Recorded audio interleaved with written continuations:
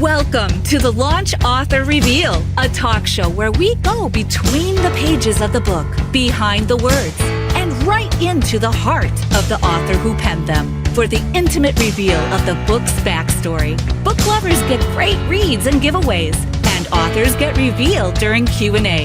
Now, here's the Launch Author Reveal host, Michelle Chudy.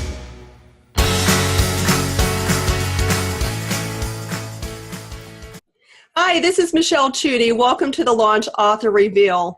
So excited to have you guys on today. This is a live talk show. This is where we take you between the pages, behind the book, and to the heart of the author. And we are telling a story through the lives of up-and-coming authors. So we're in the middle of a series, and I'm excited about today's chapter reveal, because this is where we are like in the throes of writing. So first of all, I just want to say welcome.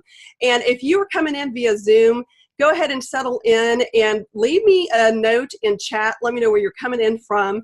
And then also do me a favor, tell me your location. I love to see how this tech is reaching across the world. We're going international with this Launch Author Reveal, and we have people signing in from all over the world, which is amazing.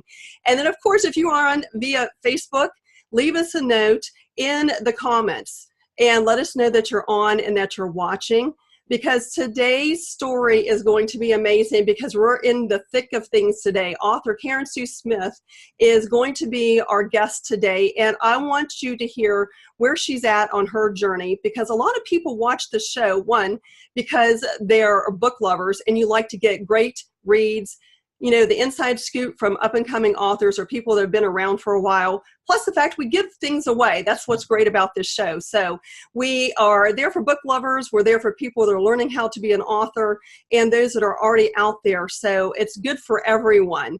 But today we have giveaways that we're going to give toward the end. I'll let you know what they are. So if you want in on the giveaways, you need to leave us your name and email in the comments on Facebook. If you're on Zoom, we got you taken care of, so don't worry about that. But let me talk to you today about Karen Sue Smith, because she is our author that we're talking to, and she is in the middle of her first book. So Karen Sue Smith is a speaker, a life coach, and a home educator.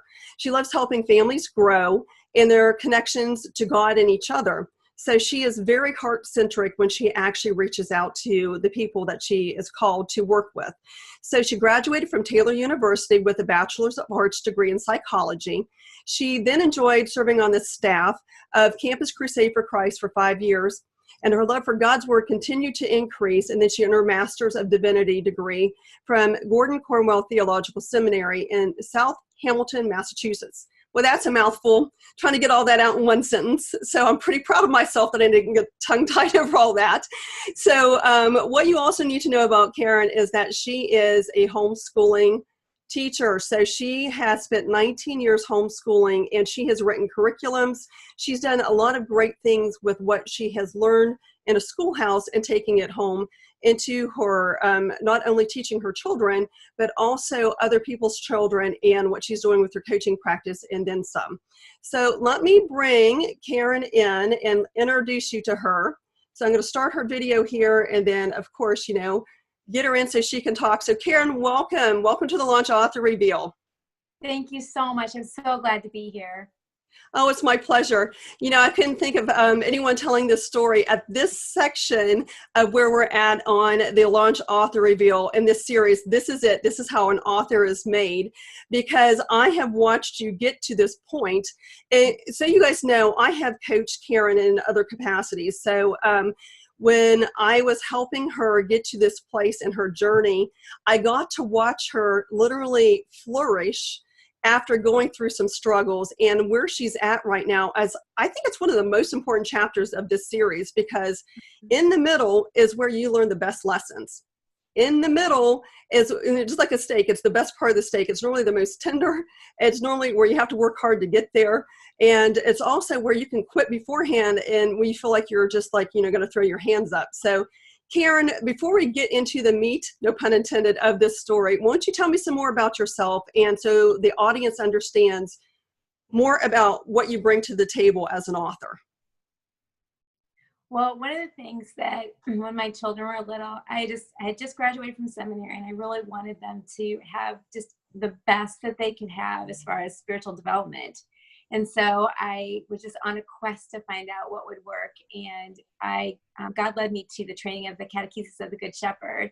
So I went through 2 levels of that, and just that training really had did a big shift in my thinking of just helping kids really learn to experience God. So I developed this group called Time with God that I did for 12 years, where I'd have kids come and just spend time with God together. So that's just been really formational just in my own life, and also just watching kids just connect with God and hear his voice and just grow spiritually. So that's been really fun for me.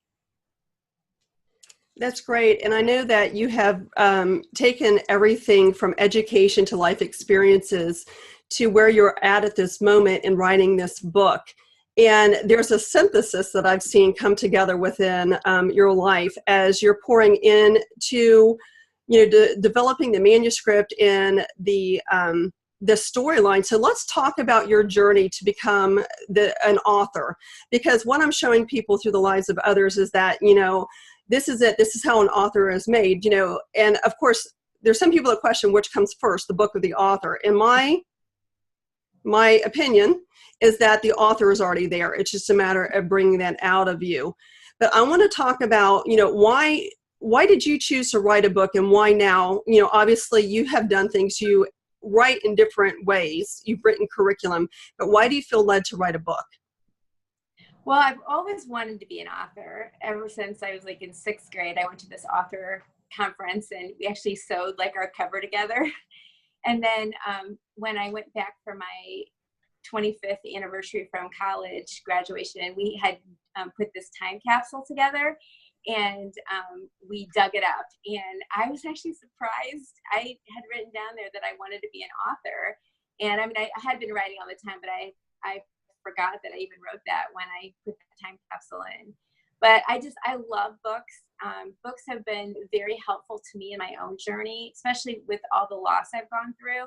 A lot of times I would look for a book that'd be if I could just really read someone else's journey and just see how God met them and that they made it through. That really was a bright spot that God used to help me in my own journey. So when God finally shifted me to write my story, that's what I'm hoping now, that people will find in it someone who maybe has journeyed some ways that they're journeying now and find hope. Wow, I love that. You have a love for books just like I do. So you book lovers that are out there, you're talking to kindred spirits here.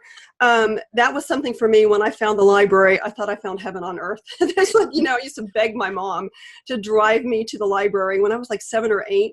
And it's funny because I even remember when I was a little kid, I had my friend, her name was Lori, and she was a year younger than me. And I was always jealous that she knew how to read.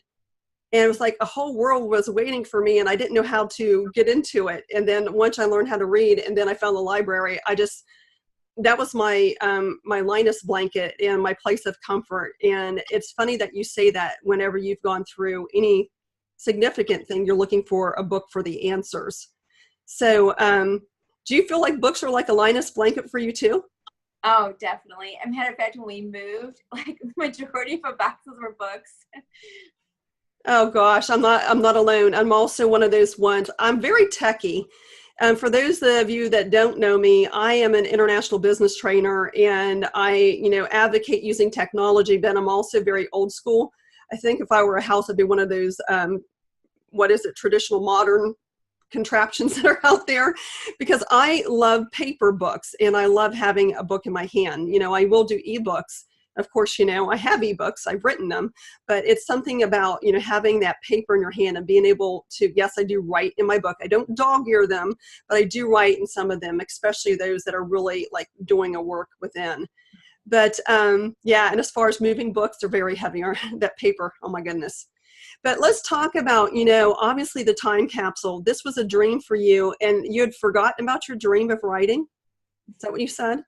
Yes. Yeah. I mean, I've always been writing. I'm always carrying a binder around, but I had forgotten that I wanted to actually be an author. So that was surprising to me. And then that's what kind of really springboarded me to start writing more like in a book form. So after I found that, the last 2 or 3 years, I've been writing so much. Matter of fact, every time I go to the dentist, he's like, "Have you finished that book yet?" So I'm excited to finally do an appointment where I can say I finished it. I love that. Even your dentist is holding you accountable, encouraging you on. So holding your teeth hostage unless you actually finish your book, right? Yes. That's awesome. You know, I wanted to go into, you know, I look at those of us that have a love for books, and then you obviously had a desire to be an author. I don't necessarily think that I had that desire to write a book when I was young, because I've said before, I wanted to be a strawberry farmer and an artist. That's why I said I was going to be when I was 5. But I look at it as, you know, life comes in and kind of sidetracks where we originally feel called. And so why do you think that you forgot about wanting to be an author? What derailed you on that journey? Well, I think it was just, you know, really putting my focus on my kids and just really, and then the things I was doing, like obviously I was writing all along as far as like the small group material and the different curriculums, and just in the ministry positions I was in, there, you know, was need for writing. But just to really, I forgot that I really wanted to write a book, because I think there's something really special about a book versus a curriculum or just, you know, a lesson plan or something like that. Well, that's something that I want to at least point out for those of you that feel called to write, and you may have been derailed in the process, or it might be something that, you know, you're early in the journey. You do have to steward that. That's something that it's easy to get distracted and forget about that call and that desire, because life does get busy. And, you know, those of us that are moms, you know, children can be very demanding and take up a lot of our time. And it's really easy to put off something that we know that we're supposed to be doing and not, you know, not able to find that time. Then also, it just may not have been the right time for you. There's some people, you know, like myself, I had to live a few lifetimes in order to get to the point of being in that position where I had, you know, enough of the life lessons to be able to write about those. You know, Larry and I talked about that on his reveal when Larry C. Morse was on a couple of reveals ago. So it just may not have been your time. So, okay, you're a busy mom, you're a homeschooling mom. So how many kids are you homeschooling? Is it 3? 3, but one is in college now, and then my second daughter is getting ready to graduate from high school in June. So it will just be Jonathan and I left. Okay, you're in the same boat that I am, but Jonathan's a little bit older. Jonathan's her son and assistant, by the way, and I told him I was going to bring him on for a stage appearance, and I still might do that, Jonathan. So just to forewarn you, I'll introduce you as a great resource. But yeah, my oldest is getting ready to graduate as well, and I have my little one who started, well, she's in TK. So big, wide spread there. So let's talk about that, because you are a busy woman. You have basically poured everything into your children. You're homeschooling. You have one in college, one in high school, and Jonathan is, you know, getting ready to go into high school.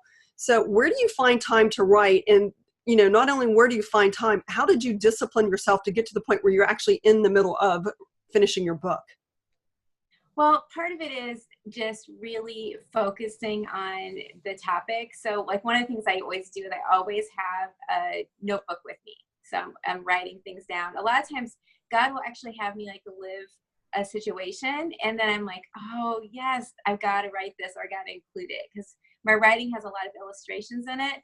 And so, and then also like I sleep with a notepad by my bed, because a lot of times God will give me something in the night or when I'm waking up in the morning.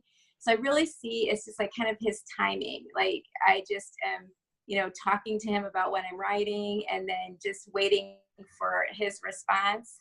And so a lot of it is just kind of a lifestyle, just incorporating, always having my notebook with me. Okay, that's good to know. If you guys are taking notes on how to get off the starting block and then find yourself to where Karen is, like in the throes of writing, where you become the book and the book becomes you. We were laughing about that before we started today, that there's a point where you think about nothing else. And that is where Karen's at in this moment of her life. I just want to give a shout out to everyone who's signing in and watching right now. I see Larry's in, we have Leslie, and then Nancy's coming in from Colorado. And then of course we have Melissa coming in from Kentucky. and other folks watching on Facebook. Karina's on as well. So love the fact that you guys are signing in. And of course, you know, I am going to be moderating questions for Karen. So if you have questions for her, leave me a note on Facebook in the comments, and then also on Zoom, go ahead and post that in the chat, and I'll go ahead and ask Karen your questions as they come up. Karina says hi. So I love that you are basically living the lifestyle. I think there's a point where when we truly pick up the mantle of the author and the identity, it's like you do things to equip yourself to finish. But I want to get to the point of what it's like to be in the middle of your book. First of all, how did you pick what you were writing about? Let's talk about that first.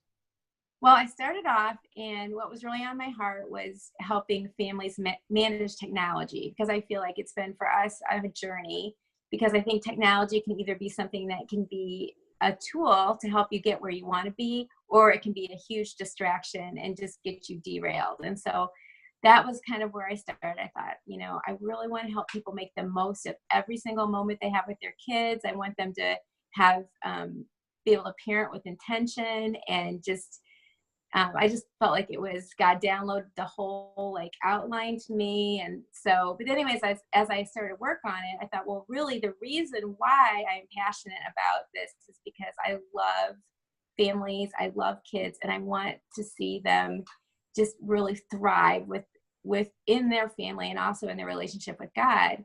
And so I was actually on a coaching call with Michelle, and I thought, you know, really the reason why I'm passionate about this is because of my story and all that I've gone through in my parenting of the babies that I've lost and the babies that God's given me to steward here on earth.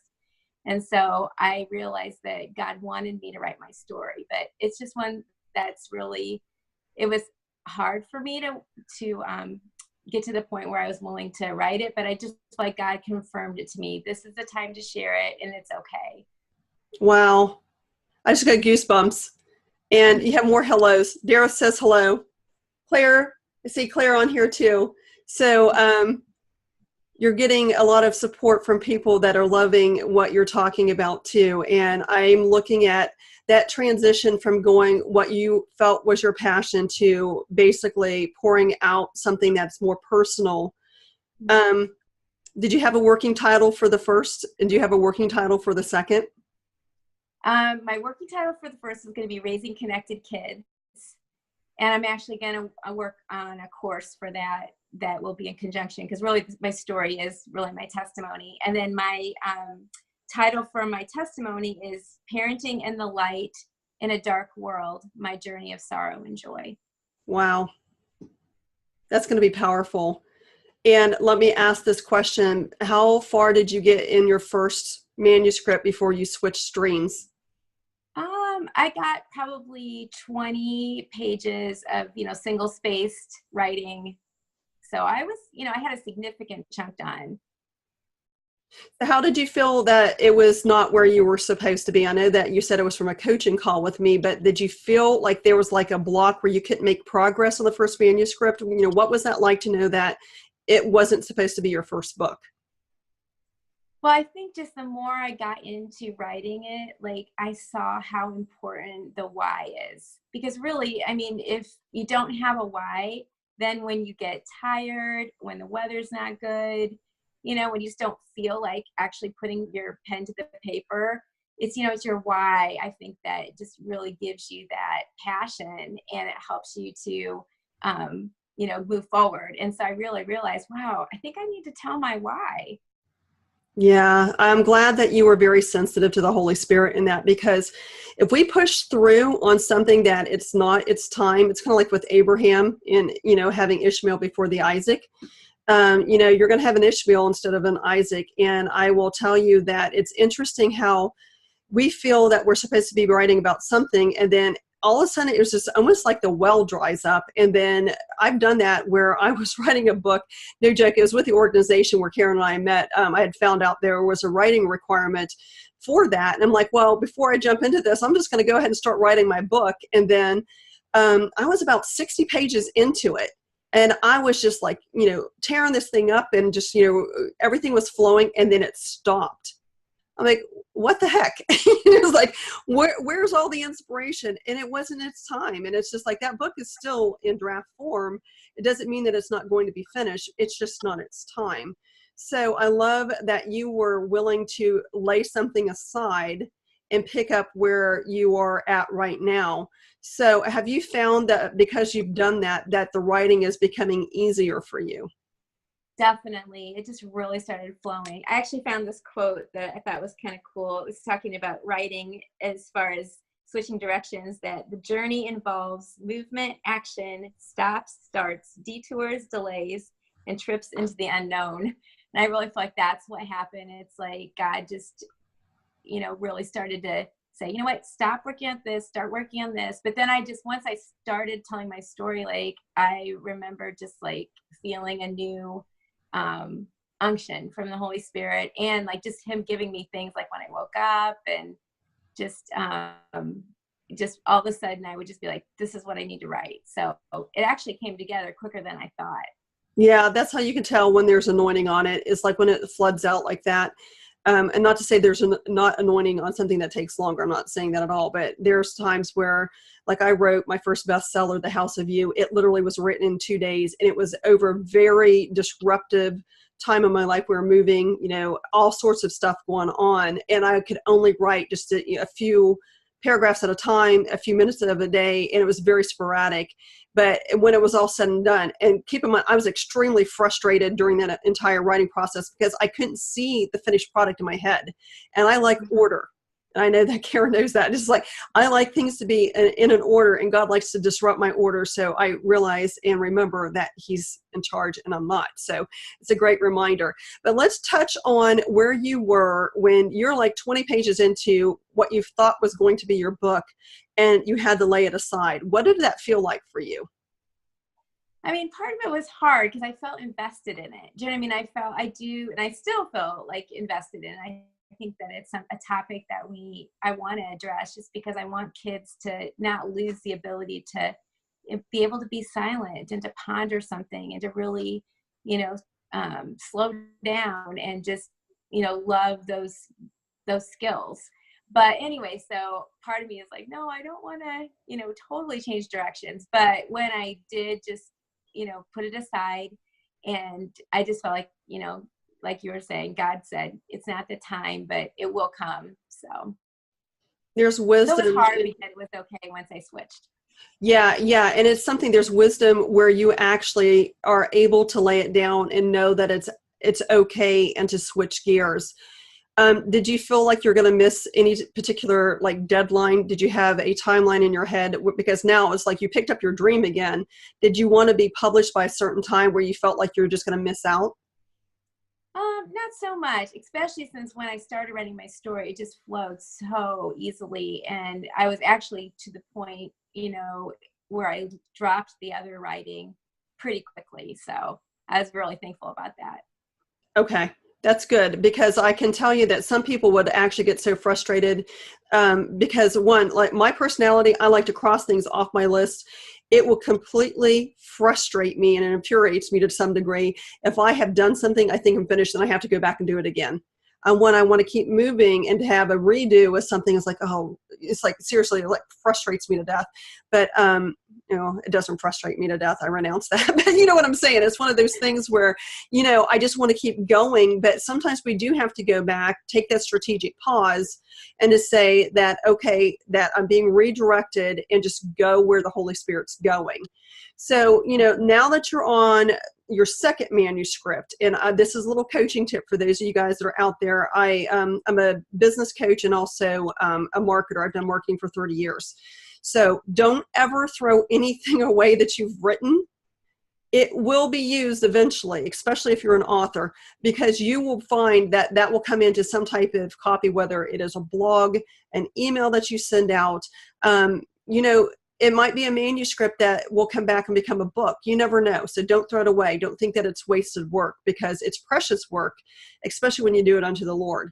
So, okay, so you were into your second manuscript, and you are your book, and your book is you. Did you ever feel like you would not see the finish line? I think the thing that's really hard, which, that's what I'm really working on right now, is just the editing. That just really, it's been the place that's been the most challenging for me, because part of it is I know I need an editor because my sentences need to be tweaked and just gone over. And then, so anyways, that is where I've actually have like there's 4 other topics I've written significantly on, and I always get stuck at this one point where I just can't go past it. And so one of the things I've been doing is just asking good friends of mine if they will, help me like read what I've written so far and just give me their honest feedback, and then just, see if that can help me get over the hump. And so far, that's just been such a huge blessing to me. That's fantastic. Okay, so those would be proofreaders that you guys need to, reach out to. So if you're in a manuscript phase and you're writing your book, there's different gates that you'll go through in the writing journey. And what I've hoped that you've captured in the other reveals in this series is that everyone writes differently. There's different ways to actually put your words on paper, and it's not going to be the same for everyone. What you need to find is what works for you. The bottom line is get your words onto the paper. That's where you need to start. And then once you have that rough draft, you need to start refining it. And this is where Karen's at in this middle phase, that she's in the massaging phase, because when you write, it's really important that you just get the words out. So Karen, when you were you writing just to write, or were you writing with your audience in mind?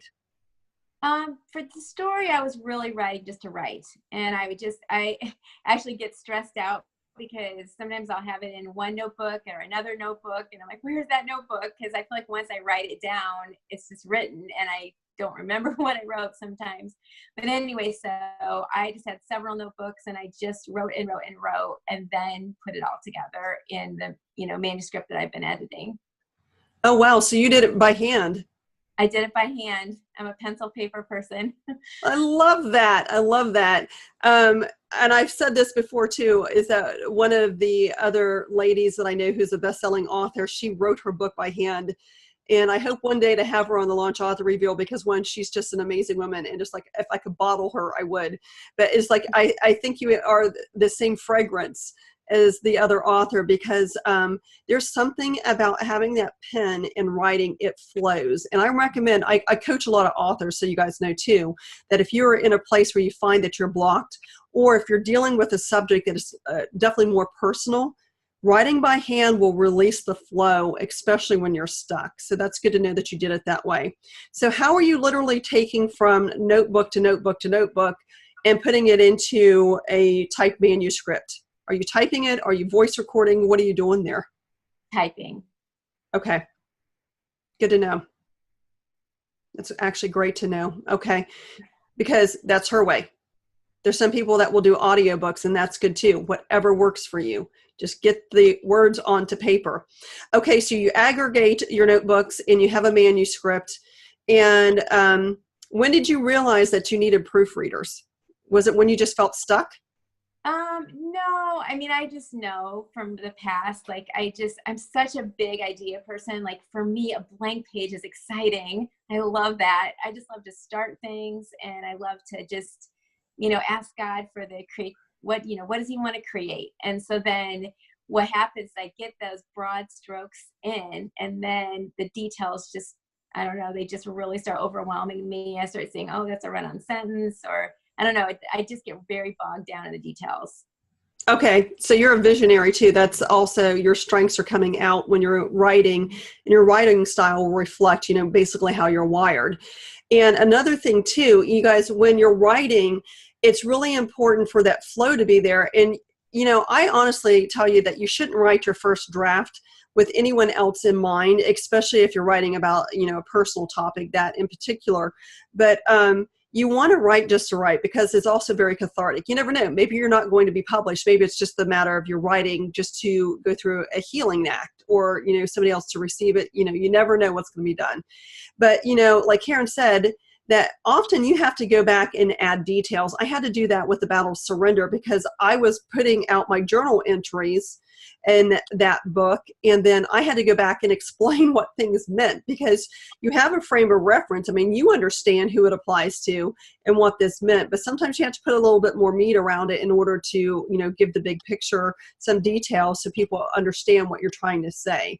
So you're finding that you had to go back and add those things in?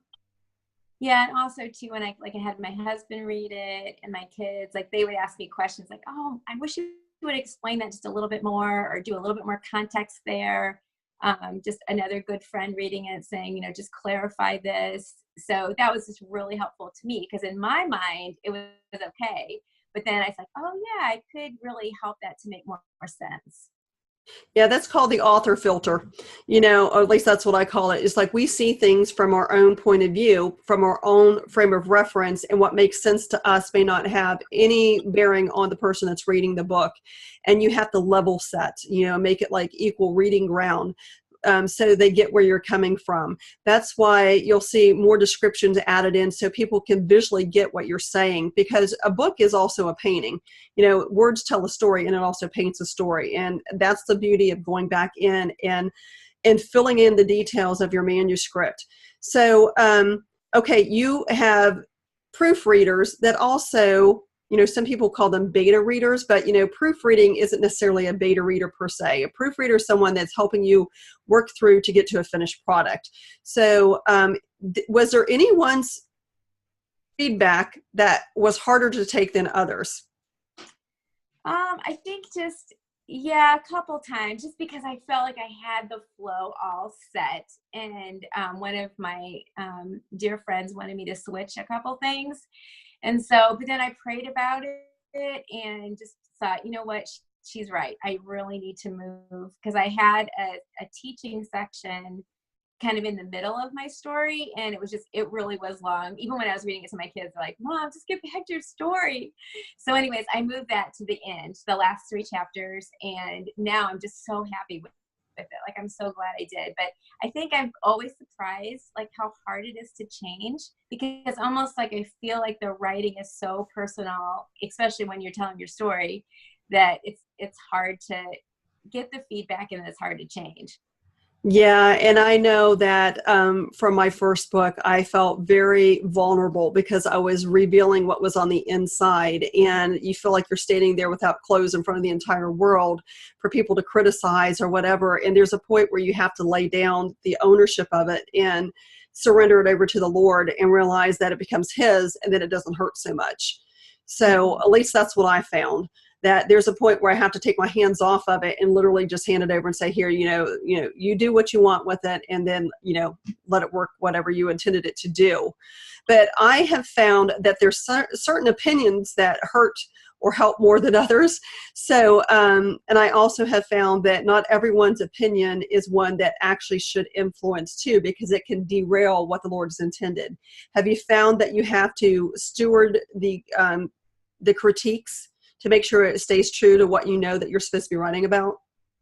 Yeah, a couple times, especially with one of my friends. She wanted me to add a section, and I just prayed about it a lot, and I thought, no, I'm just going to keep it true to my story and not really go on a tangent. So, but I really valued what she told me. Matter of fact, I wrote it down, and I thought maybe I'll use it at another point. But anyways, so yeah, I think that I've been able to, just take the comments to God and say, God, what do you think? Is this something that I need to incorporate? Is it something I need to change? Just to have that flexibility before Him. And then but also just to, go back and say, why did I originally write that? What was my original heart? Oh, that's good to know. Those anchoring moments to actually keep, what you've written tied to what you intended in the first place. Not to say that that won't change, but it will help to hem you in. So let's share, what did it feel like when you had that finished manuscript in your hand and what you felt was the finished book before you started the editing process? What did that feel like? Oh, it just felt great, because I just felt like, okay, it just all was cohesive. Like, I saw how God gave me to start, and I saw how it was supposed to be finished, and it just felt great. So how did you know you were done though? I knew I was done because I finished my story. So that was good. And then I put in the teaching parts that I wanted, because I feel like part of it is my story led me just to really ask God about parenting, about how to treasure life, how to make the moment the best it can be, and then just how to really walk through loss and make it something that doesn't derail you, but just enlarges you and helps you know God is, faithful, and help you to know him as your deliverer. So I just knew, I just felt like this is it. Didn't have anything more I wanted to add to it. Okay, so you felt like you completely poured out. So when you were writing, did you feel like there was something that kind of released the next piece that you weren't planning on writing? Yeah, like I just felt like there was just a flow to it. Like, oh, I want to put this in. So, and then I just, my story was just, I knew what I wanted to tell about it. And so I just had the beginning point and then the end point, and then I just put the teaching in the middle and at the end.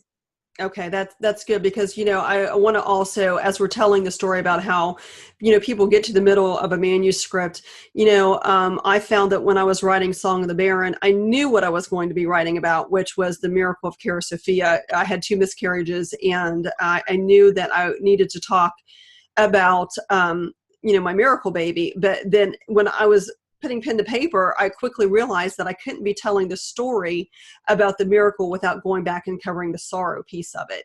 And that's where I just okay, this is not the right time for me to be writing this, because I was newly pregnant. Well, to me, I was 10 weeks pregnant when I found out, but I just realized that I was not head ready or heart ready to write what I needed to write about yet. It was like it revealed itself as I was writing or starting down that path. And I think there's times as an author that we start down, some of us use outline, some of us just start, writing and let it flow. However it's done, there are surprises that come up where we realize that we need to tell a bigger story than what we intended. So Karen, did you actually start with an outline, or how did you actually approach the writing piece of it? Yeah, I started with an outline, and part of it was just free flow. And then the part where I added the section at the end is all about the armor of God and how to put that on. But then one night I was just praying about it and thinking about it. And then God just showed me how each piece of the armor was a tool to help you to navigate loss. And so that was just a big revelation. So I knew that I really wanted that to be part of my book. Oh, great. Okay, so the Lord was, inputting and outpouring for you to actually add to. So I want to give it a shout out to everyone that's watching too, because I see more people are joining us on Facebook. Shout out to Debbie, who's watching from San Antonio. And then also Larry was talking about sharing great wisdom. That anything wisdom you get from me is from the Lord. Larry, I'll just put that disclaimer out there. I'm just his mouthpiece at times. Other times, if it's not so wise, then it's for me. But thank you for saying that. And, again, if you have questions for Karen on anything that we're sharing, or what you want to know as far as what it takes to become an author, post your questions in chat. And then also, or the comments on Facebook, and I'll moderate this for her. But if you're on Facebook, share this, because we want to get the word out about the Launch Author Reveal. That one, we're, telling a story here through the lives of authors, but also we're giving things away, which is great. So you're going to get some great reads at the end of the day where people are going to be in for those drawings. But you have to put your name and email in the comments in order for me to do that. And if you don't feel comfortable doing that, just message me, and I'll put your name in the drawing. So, okay, that's good to know, Karen, that you actually started off with an outline, but then your outline didn't keep you so locked down that you weren't free to move into new areas. So I'm glad that you were loose gripping the outline so you could flow the way that you're supposed to. Do you think if you stuck with the outline that your book would have been lacking? I think it would have been, because, and part of it was I didn't understand how it would all fit together at the beginning, and then God would just add certain things on. It would made it just more full. Okay. You have a question from Karina. She wants to know if you have a blog that she can share. Have you started blogging? I have a few entries on my website. I have, I think, 4 entries, but I'm going to be working more on that. Okay, perfect. So we'll give a shout out for your website. Do you want to go ahead and say it now, just because we're talking about it? What's your web? So it's lifeconnectionsacademy.com. Okay, liveconnectionsacademy.com. That's where you can find some posts for Karen Sue's blog. And, you know, this woman is rich in wisdom, and she has great information to share, because keep in mind, she has a teacher's heart, and she also has the education to wrap around that too. And this book is just another facet of who she is, you know, she's standing up in her title as author. So, okay, now I want to go back to where we are on this journey, that you have a finished manuscript in hand. And if you guys are not familiar with writing, this is just the first part of it. I shouldn't say the first part of it, because there's other pieces, you know, just to get to the point of writing. But there are certain gates to go through if you intend to publish. And writing the manuscript and getting it to a finished state is just the first stage. And a lot of us think, oh my goodness, I've written a book, you know, here's the manuscript, you're done. Well, I don't want to disappoint you. I want to level set with you. That is the first stage. So how much time have you taken between the finished manuscript before you started realizing that you need to push hard on getting this thing proofread and edited? I started with the editing right away. Like I just, you know, once I felt like it was to the point where, I mean, I knew there was a lot of mistakes in it, but I just wanted to get it into the hands of people that could start reading it and helping me find all the mistakes. But it's a long process for me. It's been because I need so much editing. My writing is just as far as just catching little things like run-on sentences, spellings, different things like that. It's the details. It's not necessarily what I've written or the content. It's more just finding, did I write in the, you know, third person here, the second person here, you know, just keeping all that consistent. Because I feel like what happens is if there is a mistake like that, it's just very distracting to what you're trying to do. And so I'm trying my best just to go over it with a fine-tooth comb to get as many mistakes out as I can. Okay, that's great to know. And if you guys are in the process of writing, there's a point where there's writer's fatigue. You will start seeing things on paper that aren't there. You will drop letters and you'll see things that are there. When you work with a manuscript for so long, there's a point where you need to give yourself a rest and hand it over to let other people see. I actually coach and give some techniques on how to do it to make your manuscript really clean. I found some ways to do it swiftly and also to increase the accuracy, but it's good to know that if you need help, you typically will need it even if you're a great writer, just because of that writer's fatigue. So you have a question here, Karen. How long did it take you from start to finish on this second manuscript? Let's see. Probably, I mean, it's come together very fast. I would say 2 months, but I've worked a lot on it, you know, just like every spare moment. My daughter was in a play, and so I would go wait for her in the car and just write and write. And so I just really took advantage of those, you know, in-between times to keep working on it. Isn't that great that you're the in-between chapter? That space in the middle. And this is a woman who maximized the in-between times. Seriously, there's a lot of lessons in the middle. That this is where we can feel the most overwhelmed, the most frustrated, and the most joyous, because this is where you're in the throes of things and you understand the value of what you're doing. And you also cling to Jesus a little bit tighter, I think, too, because, you know, you want to honor him, especially those who are writing, you know, for his glory, that you want to make sure that you're honoring what you're being told to write about. So the middle is very, very important, because you're either going to quit or you're going to press through. And typically, you know, most people in this phase, you're past the point of no return that you have to finish. Was quitting ever an option for you, Karen?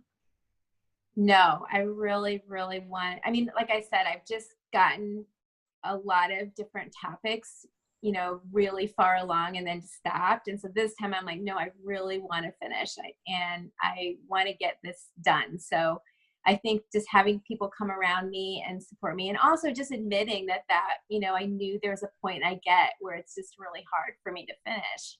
And so I think just knowing that, and then just bringing people alongside to say, hey, can you read my manuscript? Can you see where I'm at? Give me some feedback.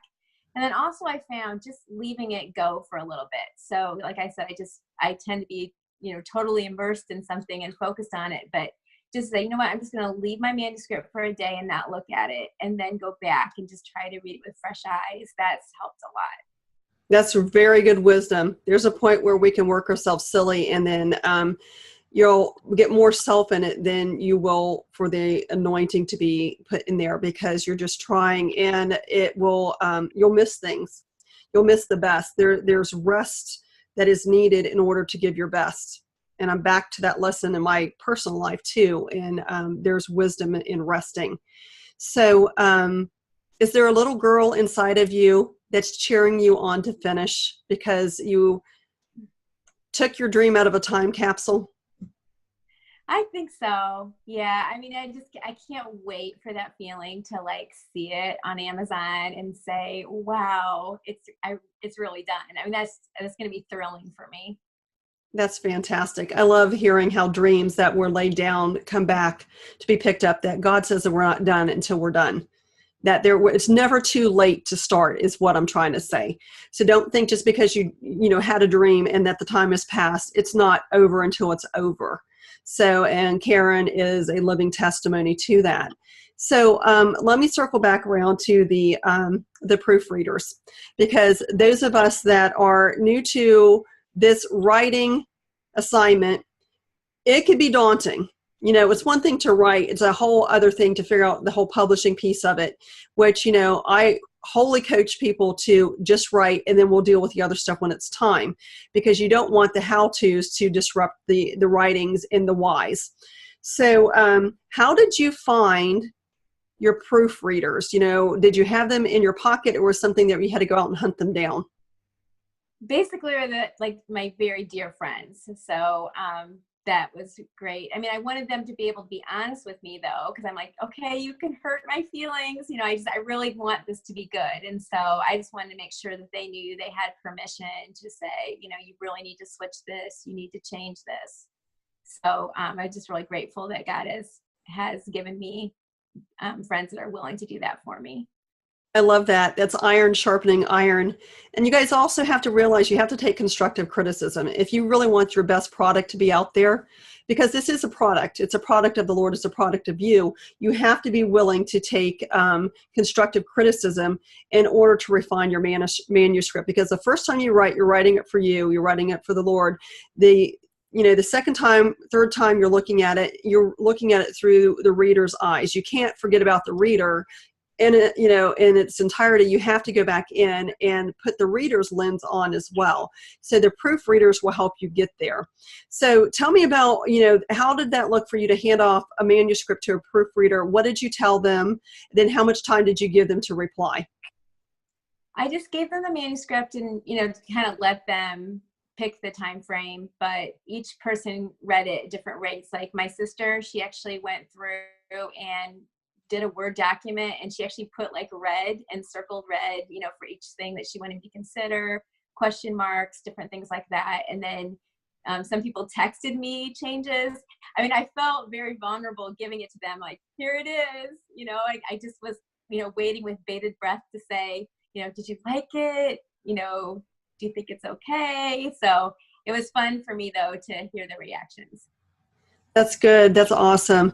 I look at it as we're dealing with other people now into our flow of being an author. We do have to be responsive to their needs, and then how long it's going to take them to read, but also get that timing back to us and work it into the manuscript.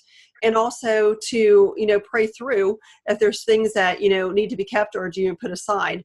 So that's good feedback. Now, I have a question for you from Melissa. She wants to know if that once this book is complete, are you going to return to the first book, or are there other ideas that you're going to write about, and how many book ideas do you have? Yes. Well, I'm definitely going to return to that topic because it is on my heart. And then I also want to, some of these I actually have in the works, but I want to do a book on how to hear the voice of God individually and then as a family, because we've really worked hard on cultivating that.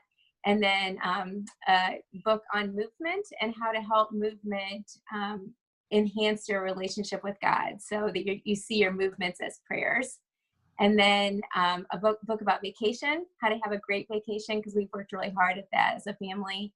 And then the last one would just be a Bible study about experiencing God's love. You're just amazing. I want to have all of your books on a shelf right in front of me because it's how to live well. Mm-hmm. And everything about what you just said, if I were branding you, you would be like the live well teacher. It's like, there's a component of that in there. It's like, that just is so sweet to my spirit just to hear that. So great response. Let me tap back into this because I just noticed the time. My friend, we have been chatting for almost the whole hour. We're 10 minutes out from the top of the hour, and I want to cover a couple more things before we get into the giveaways and whatnot. But I also want to get a little bit more detail on the book that you're writing.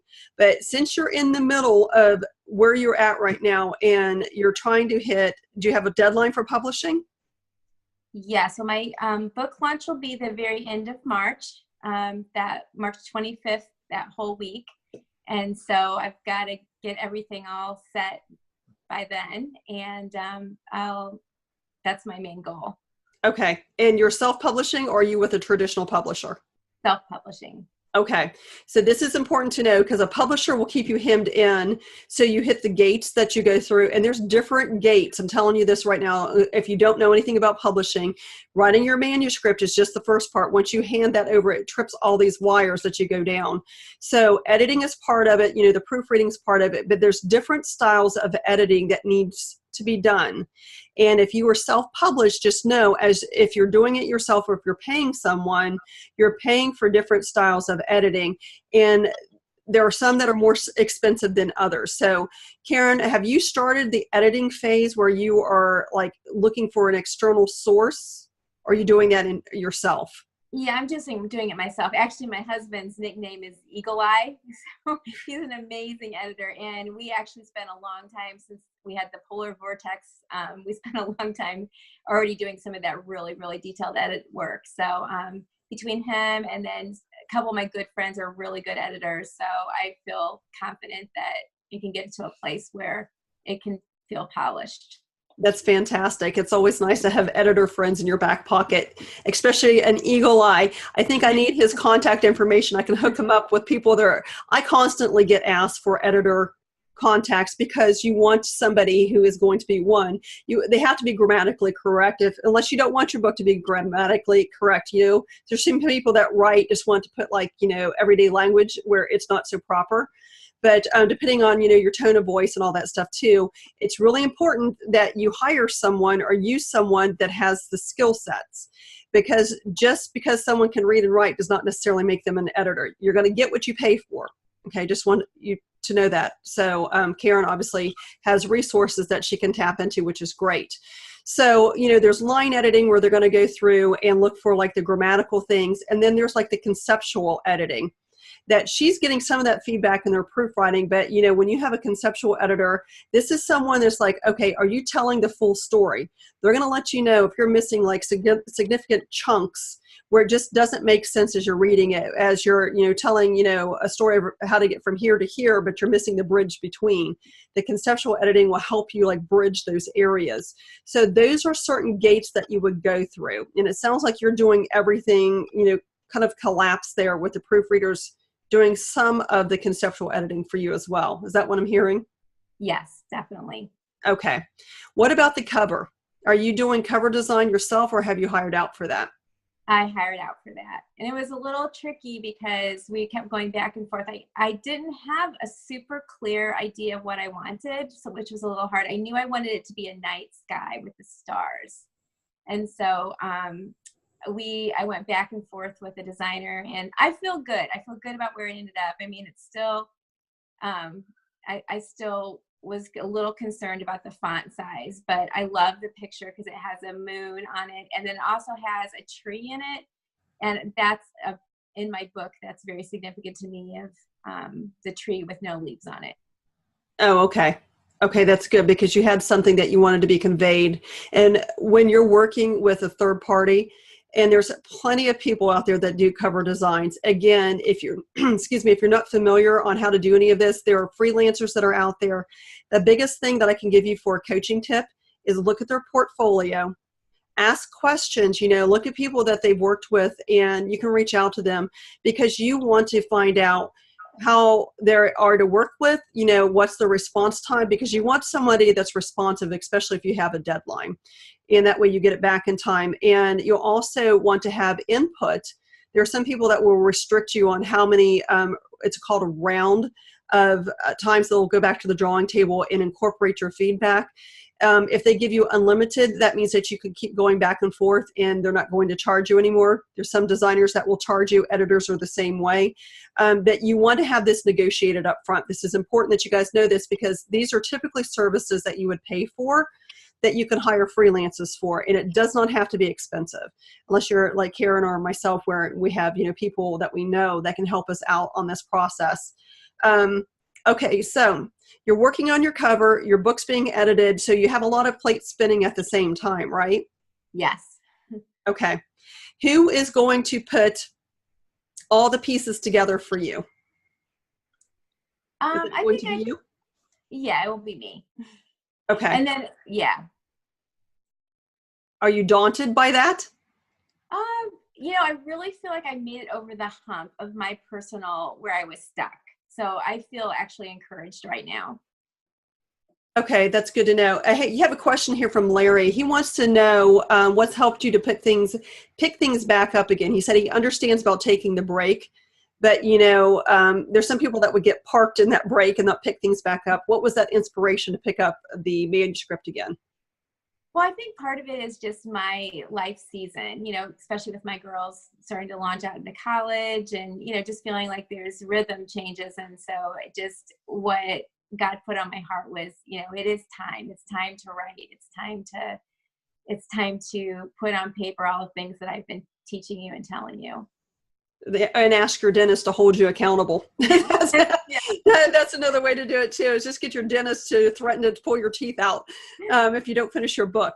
No, that's fantastic. Okay, well, Karen, we are getting close to the top of the hour, so I want to make sure that we actually have time to tell people a little bit more about your book. But if you guys are on via Facebook, of course, my Zoom people, you're already taken care of, but we're doing a giveaway for 3 copies of Tammy Coleman's book, Healthy Living in God's Way. She's giving away 3 ebooks for those of you that are signing up for the giveaways. And if you're on Facebook and if you want to be in on that giveaway, you need to leave me your email and your name.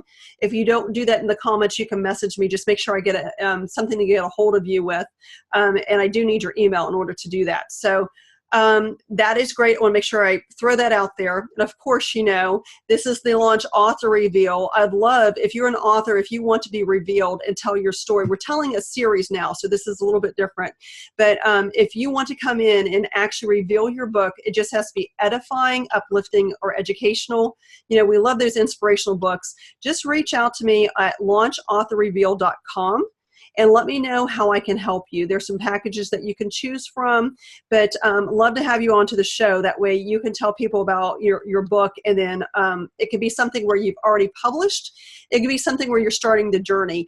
Another coaching tip here as a marketer and also a best-selling author myself. You want to start marketing your book when you start writing your book. You want to bring people in. Do not wait until the last minute, which is where, I have a book I'm publishing, I need to market it now.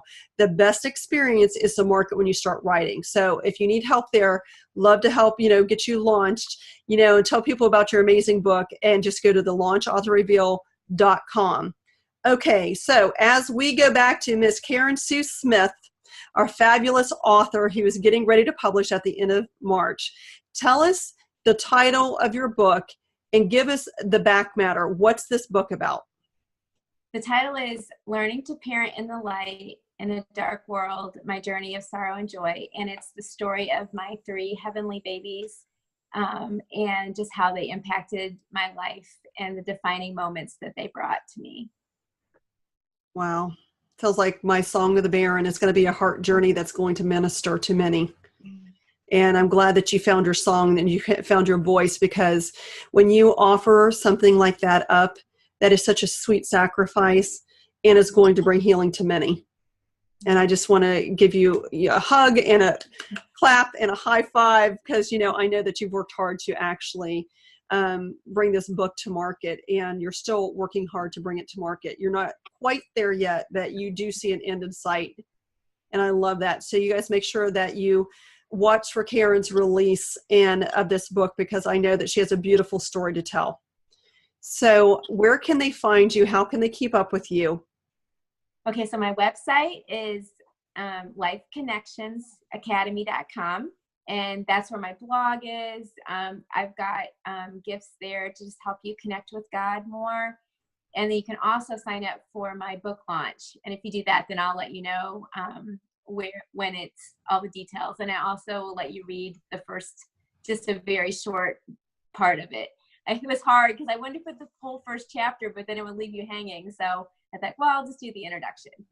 Oh, that's fantastic. Sometimes, those cliffhangers work too, though, but that's good to know. So are you releasing on Amazon first? Is that where people can find you when they go to get your book? Yes. Okay. Okay. Are you going to do a pre-order, or are you just going to do a straight release? I think, I'm not sure yet. I'm still deciding on that. Probably just a straight release. Okay. So another coaching tip for you guys that are out there, pre-orders are great. That way people can go in and order your book in advance. Just know that there is some drag time between, doing a pre-order and then actually going live. So if you have a set deadline that you want to go live on your book, like for me, I wanted to actually publish Song of the Baron last year on my 50th birthday. Yes, I'm 50, I'm turning 51. Just throw that out there. So you don't have to do any math, but, I wanted it to release, and I did pre-orders, and I had to make sure that that pre-order came off. And it's normally 24 to 48 hours before it will convert over into the live mode and to be available. So just know that you have to have that timing in place. It's really important that if you guys are in the throes of trying to figure out how to navigate the gates of publishing, do a timeline for yourself and put down dates that you want to have things where. That will be very helpful for you to, hit those marks and know what you need to do when. So another free coaching tip that's there. Well, Karen Sue Smith, thank you for saying yes to coming on to the Launch Author Reveal and talking about somewhere in the middle, past the point of no return, because I know that you are moving forward, that you will have a finished book. And I'm thrilled for you. I'm so excited. I feel like a proud mom.